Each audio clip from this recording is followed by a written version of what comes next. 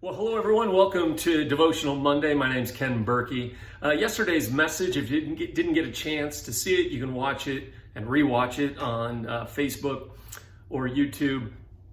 But the real line was this, that, the world is dying for people of faith to do what Jesus told us to do. The world is dying for lack of hope. The world is overcome by fear. And we have the answer, not in ourselves, but in God's goodness and in His promises. God gives us something specific as a church to do and to be, and that is to be that light and that hope. So I want to read you something that I wrote. Tomorrow we'll release it in blog form, but I want to share this as an encouragement and as a challenge. And the title is this. The title of what I wrote is, "You have to go out, but you don't have to come back." On Nantucket Island, there's a little museum devoted to a volunteer organization that was formed centuries ago. In those days, travel by sea was extremely dangerous because of the storms in the Atlantic along the rocky coasts of Massachusetts. Many lives would be lost within a mile or so of land. They almost made it, but they didn't. So a group of volunteers went into the life-saving business. They banded together to form what was called the Humane Society. These people built little huts along the shore. They had people watching the sea all the time. They would go in volunteer shifts. Whenever a ship would go down, the word would go out, and these people would devote everything to save every life they could. They did this not because of money, because there was no money. They didn't do this for fame. They only did this because they prized human life. In fact, they adopted that motto that I read: you have to go out, but you don't have to come back in. Not a great recruiting slogan, is it? These people would risk everything, even their own lives, to save people they had never met. Wow. But over time, things changed.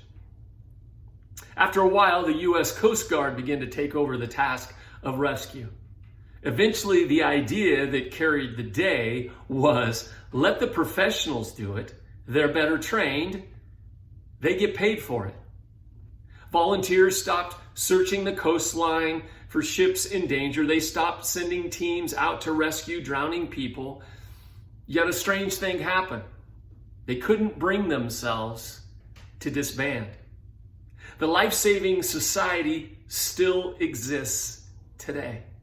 The members meet every once in a while to have dinners. They're just not in the life-saving business anymore. 2,000 years ago, a band of ragtag followers of Jesus began to meet regularly to pray and strategize about how they could rescue a shipwrecked world. It was a calling they took seriously. Everyone was willing to give their lives up for the cause. Their motto basically was, you got to go out, but you don't have to come back in.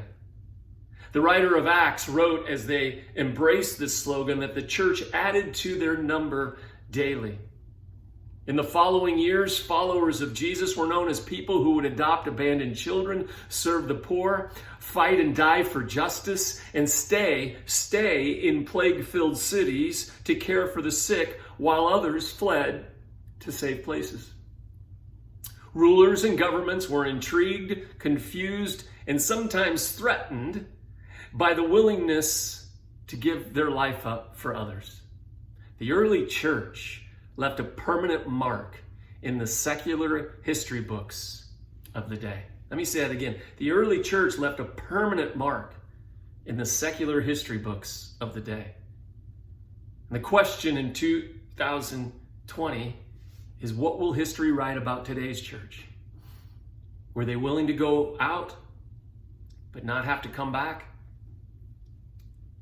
Or were they judgmental, exclusive, irrelevant, fearful? Maybe they turned it over to the professionals, no longer in the life-saving business, but they keep having meetings. Peter Drucker said this. He said, it's the human propensity to start with a clear vision and to get it muddied up along the way. It just kind of is what happens to human beings in organizations. I believe this. I believe that in the year 2020, that God is calling the church back to its purest vision. The first century church that lived and gave up their lives for a shipwrecked world. Because our culture badly misses that church. Remember my message yesterday where I said, the world is dying for followers of Christ, for the church to do the things that Jesus asked us to do. And the number one thing he asked us to do was to lay down our life for the sake of others. How badly is the church missed in our culture? It's funny because there is a church on every corner. I mean, there's a lot of churches in our country. How can the church be missed when it's all around us? Well, you can read it for yourself. Isaiah chapter 1, the prophet Isaiah said that when the church is busy with meetings, it becomes powerless. In fact, the Message paraphrase of Isaiah 1, God just says, meetings, meetings, meetings. I'm tired of meetings. Go work for justice. Take care of widows. Take care of orphans. You see, I believe this, and my friend Tony Neves always said that revival in the church will not happen until the church aligns itself with the poor. Let me say that again. Revival will not happen in this world until the church aligns itself with the poor. The church's power comes for caring for the poor, feeding the hungry, fighting injustice, protecting widows and orphans. The impact of the church in 2020 is not predicated on the size of our buildings, the frequency of our meetings, the eloquent nature of our rhetoric or our intellect. Its impact is not determined by a nice, accessible, easy location. The impact of the church has to do with its willingness to lay its life down for a shipwrecked world. I believe this. I'm living my life for this. In a world that is right now chaotic, filled with fear, our God is a God of love. In fact, he is love. He so loved the world that he gave Jesus so that whoever believes will not perish but have everlasting life. He came to build a new community, a community full of peace, a community full of equity, where red, yellow, brown, black, and white, they are all precious in his sight. God has called us, people of faith, to be in the life-saving business. And I believe this, that when God calls the church and the church responds, and the church begins to relive the motto, you have to go out, but you don't have to come back. Not only will the church become relevant again, but the church will become places of hope and redemption for people who are lost.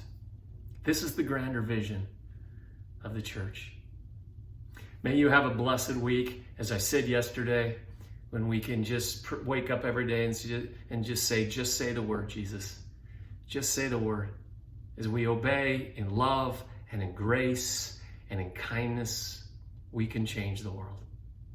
When the church begins to relive the motto, we got to go out. We don't have to come back.